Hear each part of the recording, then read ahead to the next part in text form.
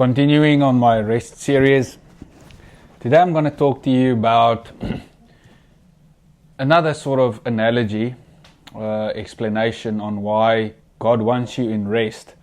And I see rest as a place of complete wholeness, a place of complete acceptance. And if you imagine being fully accepted, if you imagine being fully loved, if you imagine being fully whole, you would almost be totally at rest. You won't be looking for something to justify your own existence. You wouldn't be trying to prove yourself. You wouldn't be trying to find other crutches in this world to help you limp through your current life. And I want to explain this by using the periodic table. And this is how Dad explained it to me, not only in relationships, but in everything in my life, and why he said he wants me whole. A lot of comments I get when I speak about rest is, yeah, but you can't just sit and do nothing. And they confuse rest with being passive. They confuse rest with laziness. And they also think that being at restful state, being whole, is very lonely. Now, it's impossible to feel lonely if you feel whole.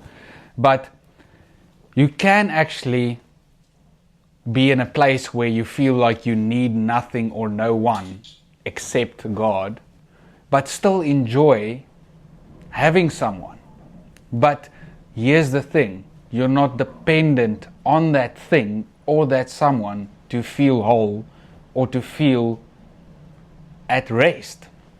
You feel at rest because of who you are, because of what you have in you, because of your revelation of Jesus, of the Father, of being one, and that is why you are completely fine with just you being you and your God and being completely whole. And then you enjoy these external things, but those external things are not needed anymore. And I think that's where Dad wants us to live continuously. Then everything that was a need becomes a joy. It could be the exact same thing, but you're not dependent on it. You're not a victim of it. It doesn't control you. Because if you don't have it, it doesn't swing your emotions, it doesn't make you sad, it doesn't affect you. And now you can actually just enjoy it fully. Because if you're in rest, you'll also be present and actually enjoy it more. I realize, like, when I see, I want to call them my nephews and my niece, love them to bits.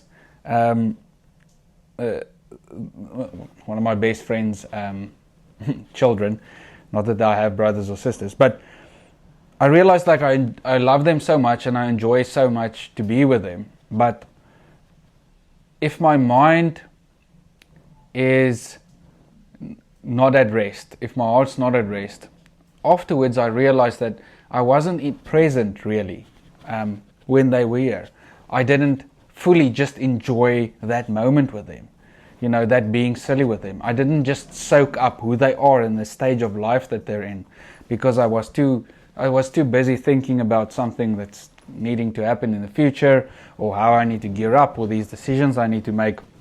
So a place of rest is also just the best place for your relationships. I wasn't really present for most of my life in a lot of my relationships, I'll be honest, because I was in survival mode and I didn't even know it. And because I needed all these crutches, and I realized that, you know, being in a place of wholeness really gears you up to enjoy that relationship. And also it takes, you know, in relationships, it got me to a part where I needed something from that someone. It could be friends, it could be family, it could be girlfriends, you know, but I needed, I had this need, this relational need from them. And you know, that is all good and well, but at the point is then you're still at mercy of then that feeling and them complying with what you think you need. It's not necessarily what they need, or it's not necessarily the way they give the love or the support they give, but you, because you're in a needy survival state, you actually sort of depend on that. And if you don't get it, it affects your emotions, it affects the way you see yourself and the way you see them, and then it causes, problems in the relationship. So I just realized being whole and complete, and realizing you are whole and complete in your Father in Christ, just makes that also easier. So then that same relationship is actually, one, it becomes less selfish because you feel complete, so you're not drawing from that person the whole time. I need your validation, I need your love. That's sometimes that, a lot of people are going to maybe not like what I say, but that's why I don't always like the 5 love languages or whatever thing. I understand where it comes from, but that still gets to people like, this is my love language, I need this from you. Like, I have a lack and I need, and if you don't give it to me in that way, then I feel unwhole or unjustified or unloved. And that just causes a big gap for a lot of miscommunication, misunderstanding. And I think truly being complete and whole in Christ and really feeling that, you actually enjoy the fact that they give it in their way, and you become less selfish in a way that you asking yourself, and I've been here for brief moments, so please understand me, and I haven't really always lived this part, but you get to a point where it's about them, how can I love them better, how can I speak to their needs? So it's less about I need their love language, or them to understand my love language so they can speak to me in a way that I understand. It's almost like I want to understand their love language. So you can see it's the same thing, almost same coin, different sides. It's, and this is what wholeness does. This is what entering rest does. This is what feeling no lack does. And Dad wants you there because it's not just the best for you, it's the best for everyone around you, When you start making decisions out of a place of rest, it's tend to be 100% in my life the best decisions. Almost every time I made a decision out of lack or separation or doubt, Dad made it work together for my good. So you're covered both ways. But it did come with a bit of anxiety, it did come with a bit of turmoil. I made a U-turn. Dad brought me back. So you have grace, you will always have grace. Dad will always make it work together for your good, but he doesn't even want you to go through that little loop. He said if you can circumvent that loop, then do it. I just want you to be, think about the fruits of the Spirit. He wants you to live there permanently, feel that, embody it permanently. So, in terms of rest, the analogy I want to use is that if you look at the periodic table, most of the elements or the atoms on the periodic table, they have a electron missing or electron or two missing in their field. So what they do is they need to bind with another electron to equate to spin balance. Now think of this like if you have a dryer where you dry your clothes and you put a wet towel on the one side in a bundle of that dryer, and it starts spinning. It spins, but it spins like this, haggardly almost. Now, a lot of these atoms or elements, they spin like this, and then what they do is they bind with other atoms who has electrons missing in their field, but if they put them together, then it's a full field, and then they sort of achieve balance. But if you think about H2O, exactly that. So 2 hydrogen, 1 oxygen get together, it forms an atom and it starts spinning. Now that is great. It means that there's a lack here in hydrogen, there's a lack here in oxygen, and if they find each other, they will go into spin balance. Now the one in this analogy, the one problem that is, it's not a perfect spin balance, because it's still, two hydrogen, one oxygen. I hope I'm saying this correctly. It still is sort of not like a perfect round circle that's just spinning over on its own axis. And I want to say that in my life I realized that because I didn't know who I was, because I didn't accept that Dad loves me to my core, because I didn't know I am as righteous as Christ, because I still had a lot of sin, doubt and guilt in me of my past, because religion told me that my identity is tied to first Adam and I need to work my way into heaven, I had a lot of lack. I had a lot of electrons missing in my field.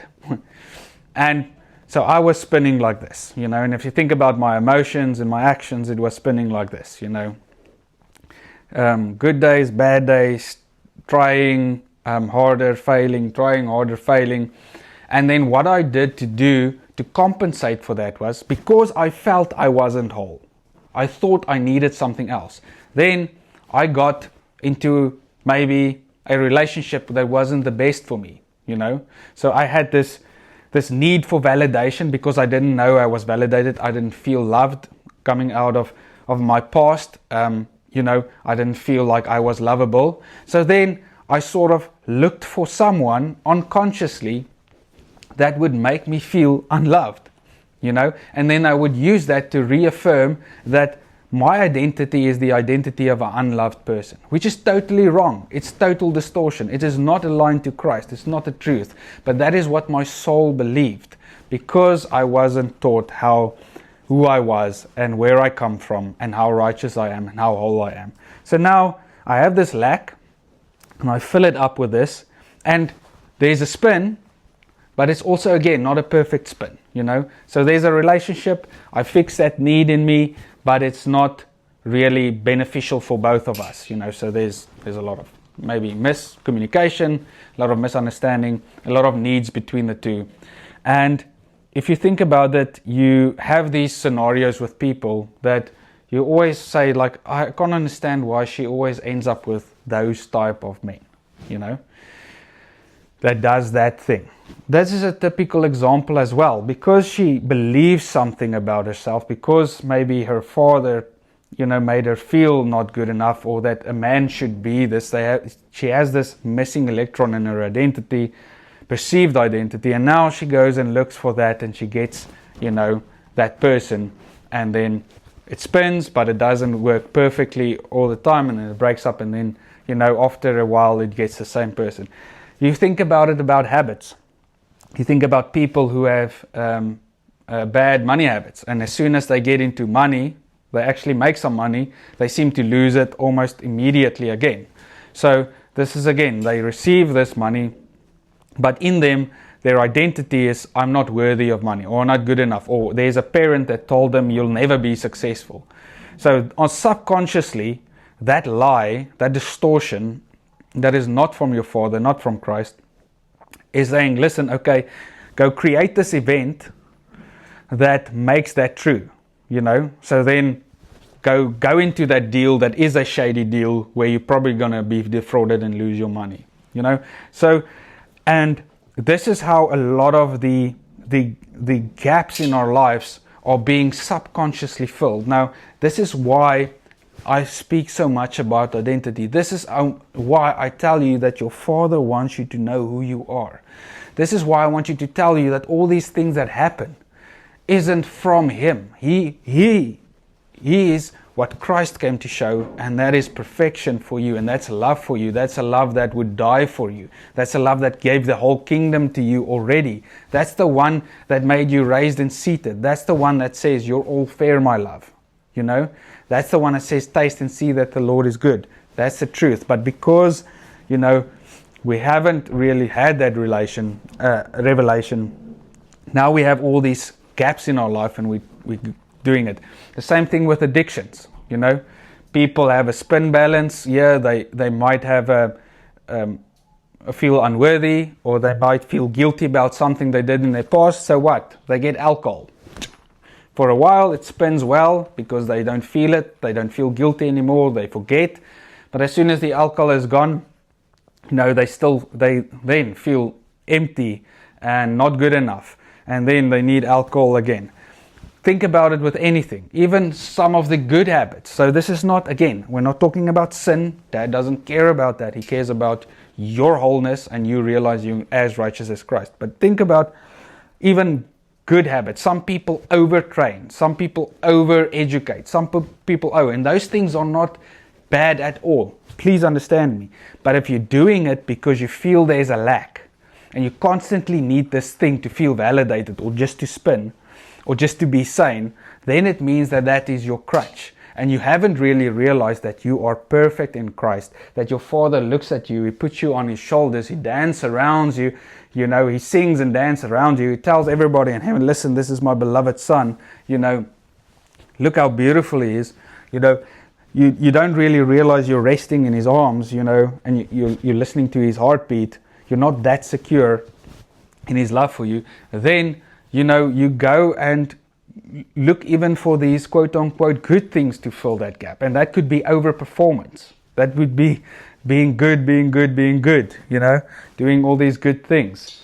So that is, why I focus on rest. This is why I focus on identity. This is why I speak so much about it. It's not just, it's nice to hear, I'm a son of God, God loves me. No, it will change your entire life.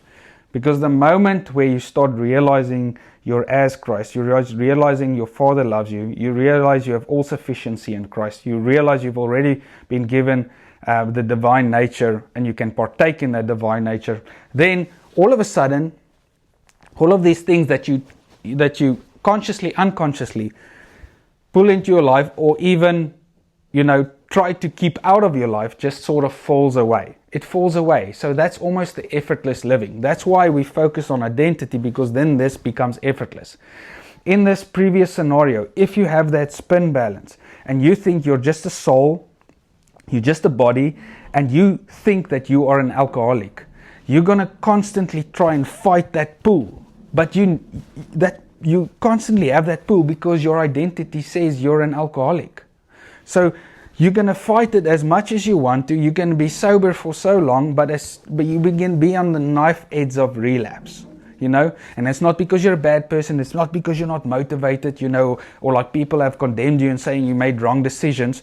It's just because your identity is still like, even if you think you were an alcoholic, that's also a lie. You were not. Was Christ an alcoholic? No. Then you're not an alcoholic. Done. It's settled. It's over. Was Christ unloved or in a bad relationship? No. Then you went. So your identity is in Christ. So that is why, we need to get rid of the old identity, and get the Christ identity, And if you struggle with that, again, this is why I say, if you struggle with that, Jesus is saying, listen, I took that identity, I pulled it in my body, I crucified it, so it's also done with. So if you almost want evidence to put your heart at ease that all those spin balances are done with, that you don't have to pay for it, because a lot of people think also they need to pay for it. We hear, because of this issue in my life, because of my past, because of what I've done, because of this, I almost accept these bad spin balances because, I deserve it, or because it's just part of who I am, or because you can point to your past and say, but it happened, it's a fact. This is where Jesus comes in and He says, listen, I've taken all that weird spin balances, all that, crutches you have, I've pulled it into me, I died with that in the body, so it's done with. It doesn't exist anymore. So if you speak about it, I don't know what you're speaking about. It's done with, It's not like even it's written down on a book somewhere and you can reference and say, oh yes, I can see I paid for it. No, it's forgotten, it's done with. It says, love keeps no record of wrong. God is love. There is no record, right? So you are that free, you are that clean, you are that holy, you are that righteous. That's who you are. So now He's telling you, get out of that identity. You don't even have to say sorry. You don't even have to apologize. No matter what you've done or what your identity was or what your spin balance issues to achieve it was, you do not have to pay for it. You do not have to say sorry for it. You don't have to explain it to any person on earth. If God says I'm clean, I'm clean.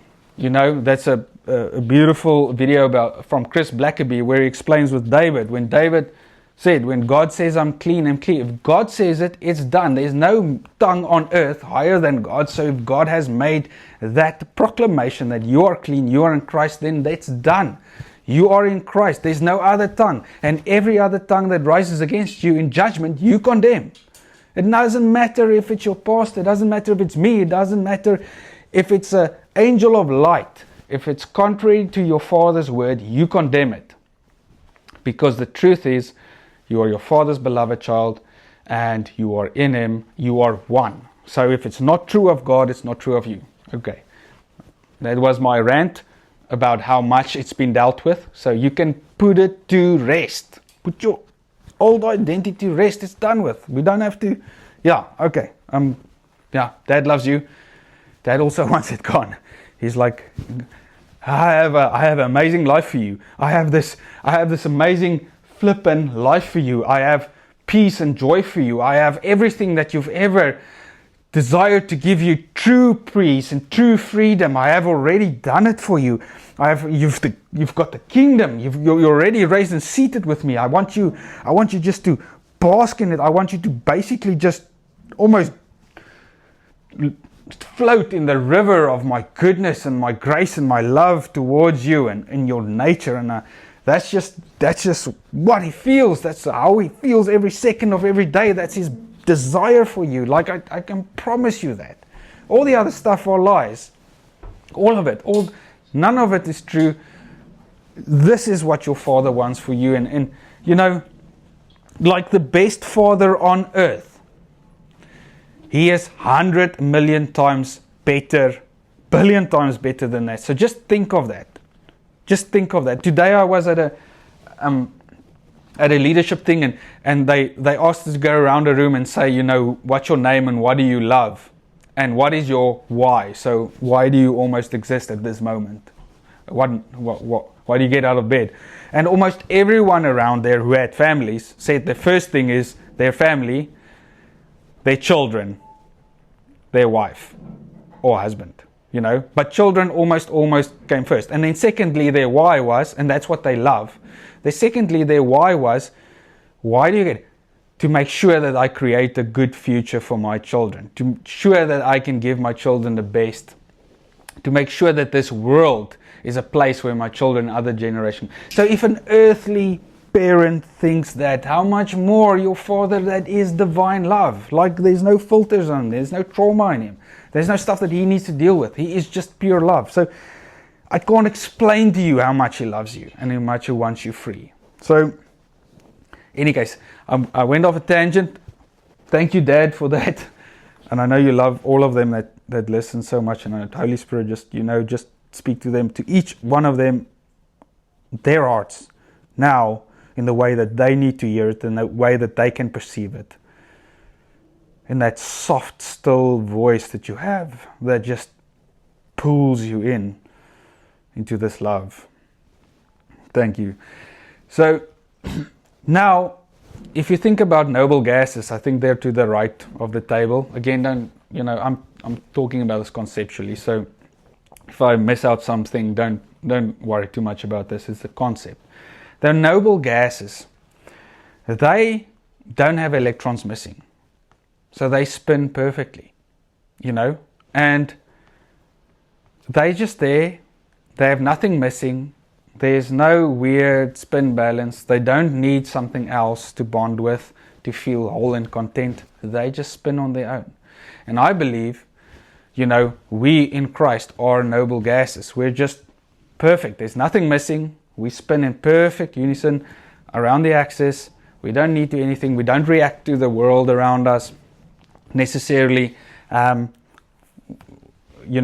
not like a yo-yo up and down. We don't need all these things to come and tell us who we are and make us feel better about our life. We are these noble gases. Now, a lot of people would say, yeah, but that sounds a bit lonely. At least here you pair up with something. Here it's completely lonely. Now, the amazing thing what happens with a noble gas is if it gets hit with a photon of light, i.e. getting enlightened. So let's use it as an example, like you get a revelation of who you are in Christ. So you're enlightened to your identity in Christ, and that you're whole.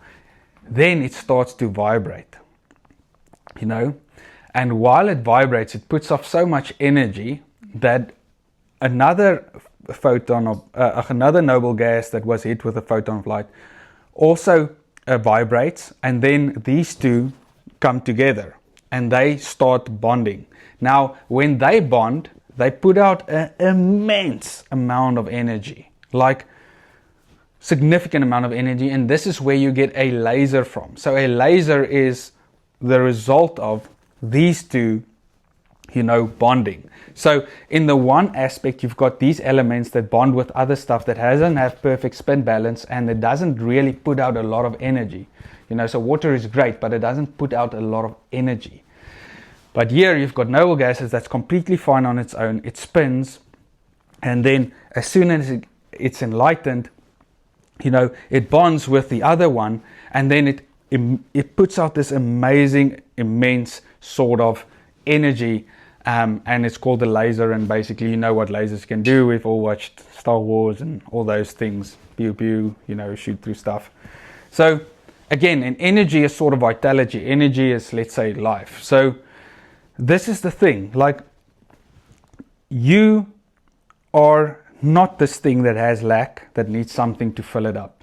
You are this thing that's completely whole, completely at peace, completely at rest.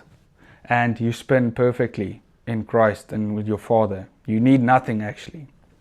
But now, with that, you can also, and this is what we're doing in this community, and this is what we do when we go, let's say, we get into fellowship, and, like you have a brother or a sister in Christ or whatever, you get there, and then you two sort of connect, and then there's this amazing amount of revelation and energy that just shoots out of that revelation, because you're not coming to this person or this connection for lack or for need or I want.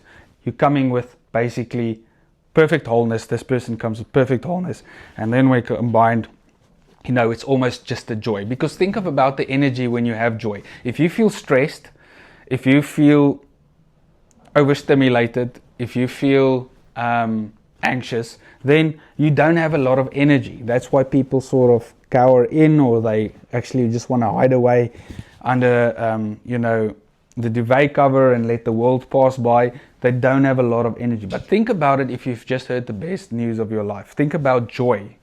Think about the peace. You have so much energy. You're so excited about life. You just like, you want to get out. That's not the time to sleep. The time is now. Think about when you were the most in love in your entire life. It's not the time to sleep. It's the time to you have all that energy. And that's almost the feeling, that is from knowing that you're in Christ, and then being at rest, and then also coming together with another person that also feels that safe wholeness. And then, everything is out of joy. Everything is,